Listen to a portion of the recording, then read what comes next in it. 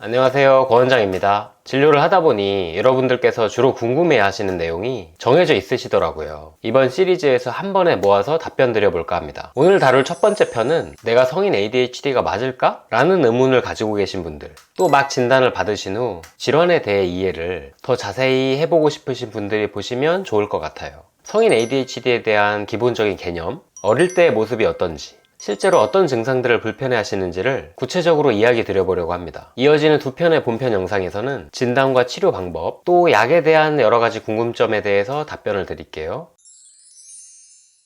성인 ADHD란 소아청소년기의 ADHD 증상이 성인이 되어서도 남아서 생활에 지장을 주는 상태를 말합니다. 전형적인 모습의 예를 들면 이렇습니다. 저는 어렸을 때부터 산만하다는 말을 많이 들었어요. 좋아하는 것에만 집중을 잘하는 편이고 가만히 앉아있기 어려운 편이었어요. 소리에 예민하기도 했었고요. 눈치가 부족하고 성격이 불같아서 애들하고 싸우게 되는 일도 종종 있었죠. 시험 기간에는 벼락치기로 몰아서 공부를 하거나 관심 없는 과목은 아예 놔버렸습니다. 이렇게 학창시절도 지내기 쉽지 않았지만 특히 성인이 되어 대학에 들어간 후에 온전히 자유가 주어지니 혼자 하루 일과 일정을 관리하는 것이 어려워졌습니다. 늦게 자고 늦게 일어나면서 하루의 시작이 자꾸 뒤로 밀리고 여러 가지 일을 시작은 해도 완수를 잘 못하고 골치 아픈 일은 끝까지 미루고 공부나 일을 하는 중에는 떠오르는 대로 하느라 전환이 잦고 주변 공간은 정리가 잘 안 됐어요. 물건도 여전히 자주 잃어버려요. 이런 예와 다르게 어릴 때에도 괜찮았고 성인이 되고 나서도 원래는 괜찮았는데 요새 들어서 집중이 잘 안 되고 산만하다, 잡생각이 많다는 경우에는 성인 ADHD가 아닐 가능성이 더 높은데요. 이럴 때에는 스트레스가 심한 상태에서 감정과 신체적인 변화로 주의 집중력이 2차적으로 영향을 받게 된 경우일 가능성이 큽니다. 적응장애이거나 우울증, 불안장애 등 다른 질환을 먼저 고려해야 돼요. 보통 소아청소년기에 ADHD를 가지고 있는 사람의 50% 정도가 성인이 되어서도 여전히 증상을 가지고 있다고 연구되어 있어요.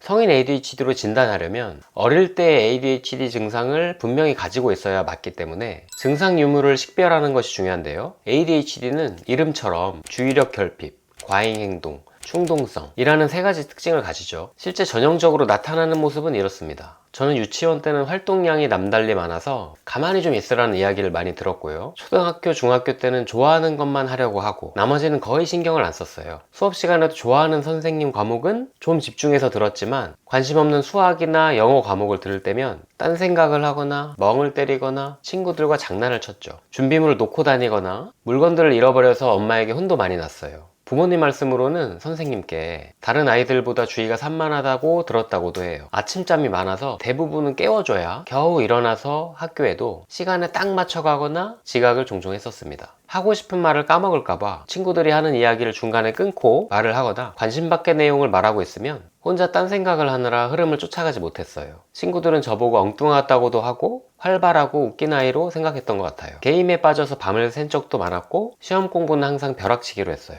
이런 전형적인 모습을 모든 경우에서 확인하게 되는 것은 아니라는 점이 중요한데요. 앞서 말한 내용대로라면 ADHD가 소아청소년기부터 발견되는 경우가 많이 있었을 거예요. 그런데 새롭게 성인 ADHD로 진단하게 되는 많은 경우는 소아기의 증상이 상대적으로 덜 눈에 띄었거나 양육자가 바빴거나 ADHD에 대해 잘 알지 못해서 넘어가게 된 경우가 많은 거죠. 특히 조용한 ADHD일 경우에는 어린 시절의 과잉행동과 충동성 부분이 크게 눈에 띄지 않아서 혼자 고민으로 오래 안고 있다가 성인기에 와서야 발견하게 되는 경우가 더 많기도 합니다. 어릴 때 ADHD의 증상 여부를 파악하기 어려운 점이 있기도 합니다. 성인이 된 이후 시점에 내원을 하시기 때문에 어린 시절 기억이 불분명한 경우가 자주 있기 때문이죠. 또 어릴 때 부모님이 지나치게 허용적이거나 또는 너무 엄격해서 전담 코치처럼 역할을 해주셔서 주어진 스케줄대로만 대부분 생활하게 되었을 경우에는 어릴 때의 증상을 뚜렷하게 발견하기 어렵기도 해요. 따라서 전문의가 구체적인 질문으로 잘 끌어내줄 필요도 있고 다른 정보들도 충분히 참고해서 내용을 보완해 볼 필요도 있습니다.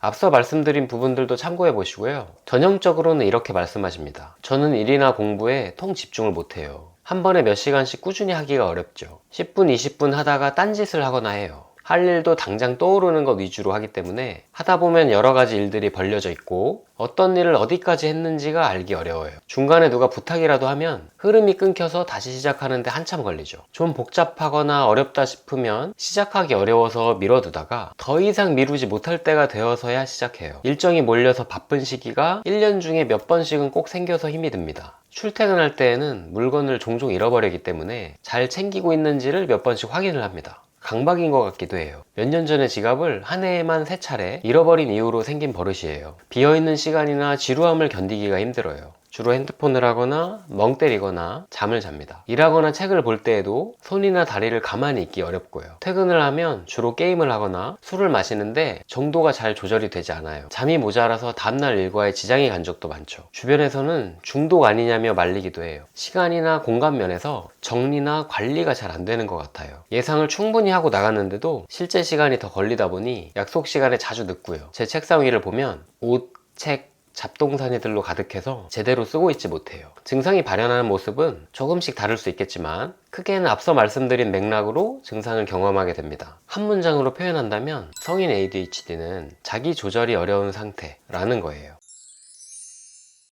보통 성인 ADHD의 증상으로 알고 찾아오시는 부분은 중요한 일을 할 때 집중을 잘 못한다, 부산스러워 보인다, 사람 말을 자주 흘려듣는다, 화를 쉽게 낸다, 이런 부분들인데요. 물론 이런 모습들도 성인 ADHD의 증상일 수 있지만 종종 불편해 하시면서도 성인 ADHD를 처음부터 떠올리지는 못하는 의외의 핵심 증상들이 있는데요. 다음과 같은 것들이에요. 우선 가장 성인 ADHD를 치료하면서 중요하면서도 해결이 어려운 부분 중에 하나인데요. 바로 골치 아픈 일을 끝까지 미루는 습관입니다. 이게 누구나 그런 것 아니냐고 반문하실지 모르지만 ADHD를 가지고 있지 않은 사람에게는 흔한 일이라고 할 수 없어요. 질환의 특성상으로도 성인 ADHD를 가지고 있는 분은 즉각적인 보상에 약하기 때문에 바로 보상이 주어지지 않는 활동을 선뜻 시작하기가 실제로 어렵습니다. 일을 미루다가 하더라도 기한 안에 되기만 하면 어떻게든 되는 게 아니냐라고 하실지 모르겠지만 미루는 습관이 계속되다 보면 장기적으로 내 삶을 어떻게 살아갈 것인가 라는 질문에 대해 계획을 짜고 실행해 나가기가 어렵게 됩니다. 어느 시기에 어떤 일들이 되어 있을지를 예상하기도 어렵고 미루던 일들 몇 가지가 겹치게 될 경우에는 멘붕에 빠지게 되죠. 극심한 스트레스에 시달리거나 중요한 시기인데 성과를 내지 못하고 지냈다며 자신에 대한 부정적인 인식이 더 커질 수 있습니다. 단지 그 시기만의 문제 이상으로 문제가 점점 커지게 되는 마치 암적인 증상이라고 할 수 있어요.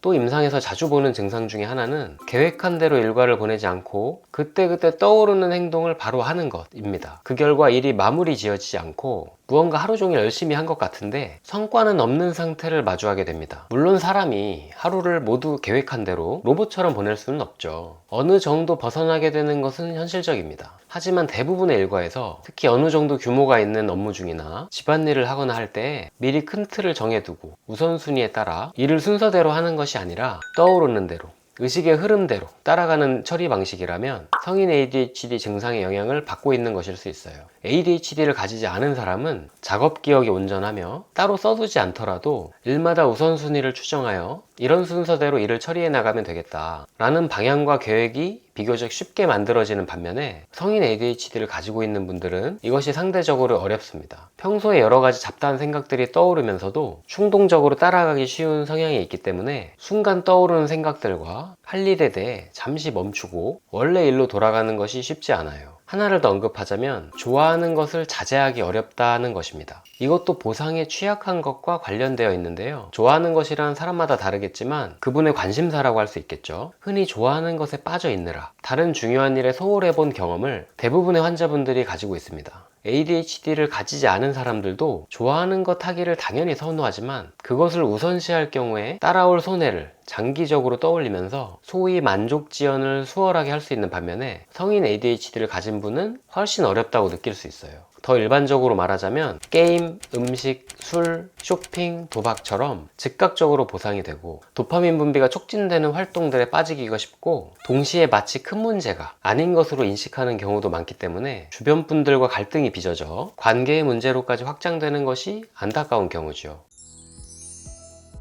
오늘은 성인 ADHD가 무엇인지, 어릴 때는 어떤 모습이었는지, 주로 보이는 증상, 의외로 핵심적인 증상들에 대해서 답변을 드려보았습니다. 성인 ADHD의 치료에서 출발점이 되며 중요한 부분이 바로 질환에 대해 제대로 이해하는 것이기 때문에 꼭 도움이 되셨으면 좋겠네요. 후속 영상들에서는 진단과 치료 방법, 또 인지행동 치료와 약물 치료에 대해 더 자세한 내용들을 공유해 드릴 예정이에요.